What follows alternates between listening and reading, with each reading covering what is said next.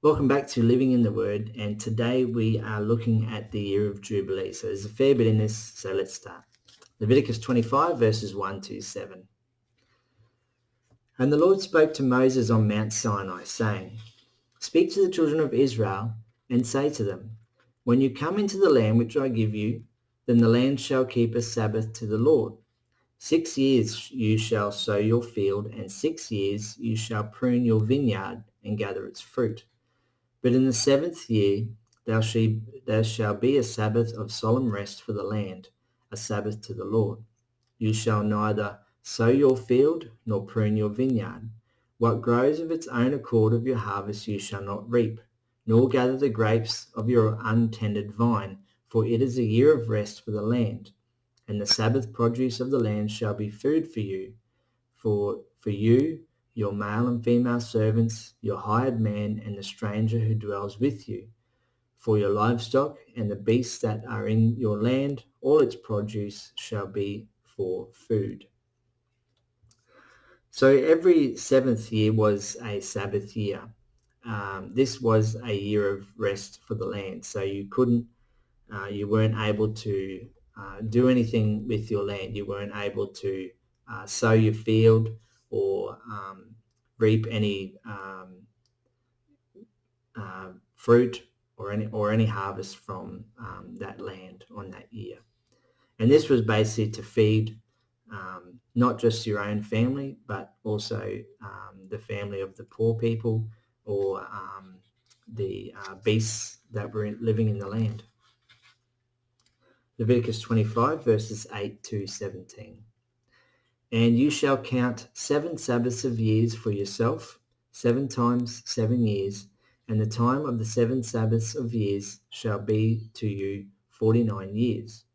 Then you shall cause the trumpet of the Jubilee to sound on the 10th day of the 7th month. On the Day of Atonement you shall make the trumpet to sound throughout all your land. And you shall consecrate the 50th year and proclaim liberty throughout all the land to all its inhabitants. It shall be a jubilee for you, and each of you shall return to his possession, and each of you shall return to his family. That 50th year shall be a jubilee to you. In it you shall neither sow nor reap what grows of its own accord, nor gather the grapes of your untended vine. For it is a jubilee, it shall be holy to you. You shall eat its produce from the field. In this year of Jubilee, each of you shall return to his possession, and if you sell anything to your neighbour or buy from your neighbour's hand, you shall not oppress one another. According to the number of years after the Jubilee, you shall buy from your neighbour, and according to the number of years of crops he shall sell to you. According to the multitude of years, you shall increase its price, and according to the fewer number of years, you shall diminish its price. For he sells to you according to the number of the years of the crops. Therefore you shall not oppress one another, but you shall fear your God, for I am the Lord your God. So every 50th year is the year of Jubilee, announced by a trumpet on the Day of Atonement. In those days, a property's value was linked to the number of years until the next Jubilee year. If a land was fairly close to, I've just got to get this right here. This is a bit confusing. According to the multitude of years, you shall increase its price. So the closer it was that you sold a property or bought a property, the closer it is to the year of Jubilee, the less its price would be. The closer just past the year of Jubilee, the more value it would hold. I believe that's right. Leviticus 25 verses 18 to 22.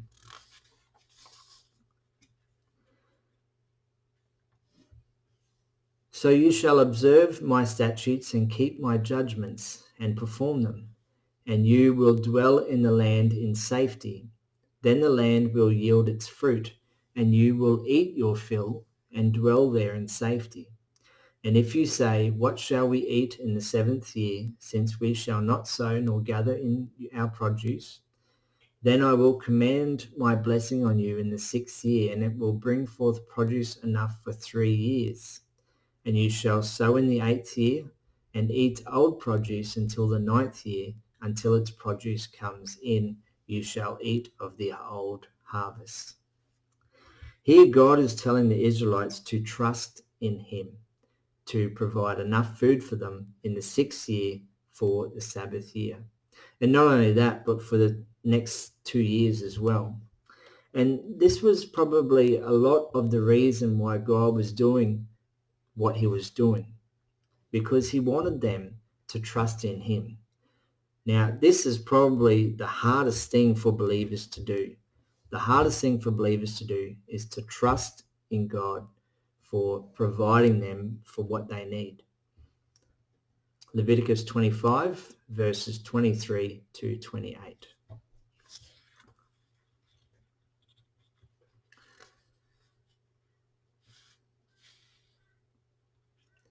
The land shall not be sold permanently, for the land is mine. For you are strangers and sojourners with me. And all the land of your possession you shall grant redemption of the land. If one of your brethren becomes poor and has sold some of his possession, and if his redeeming relative comes to redeem it, then he may redeem what his brother sold.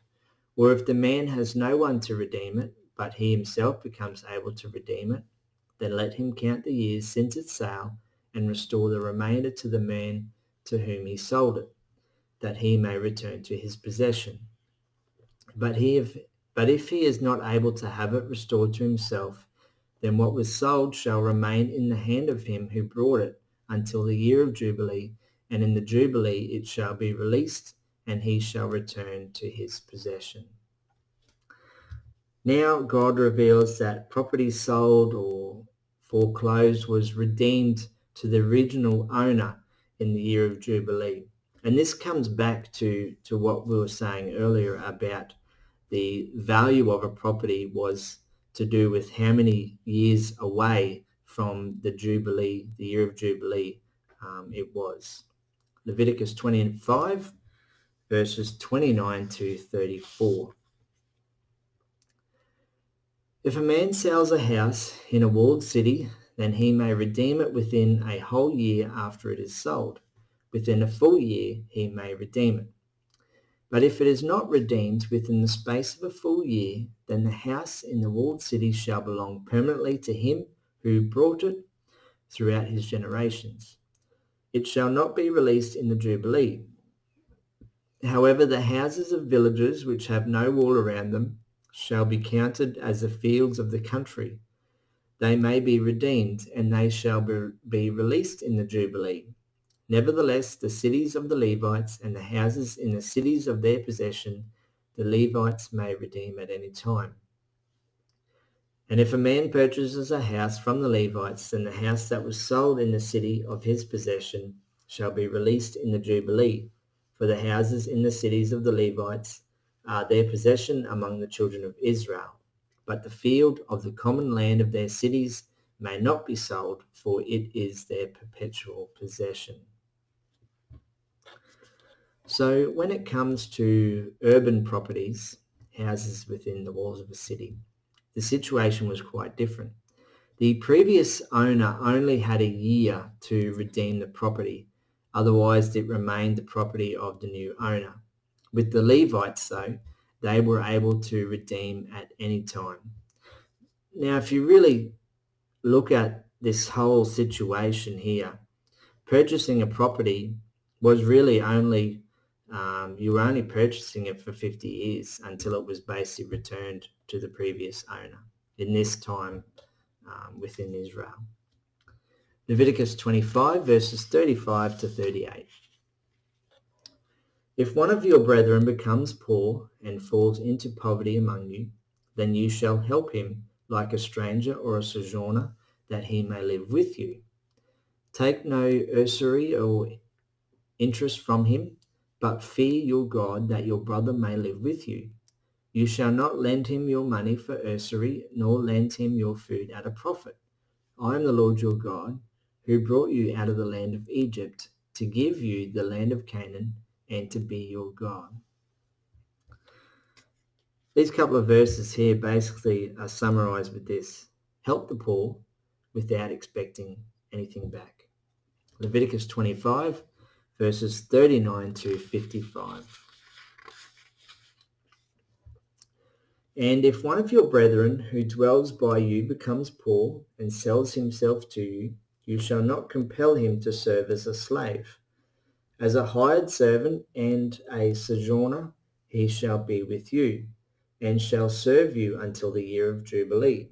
And then he shall depart from you, he and his children with him, and shall return to his own family.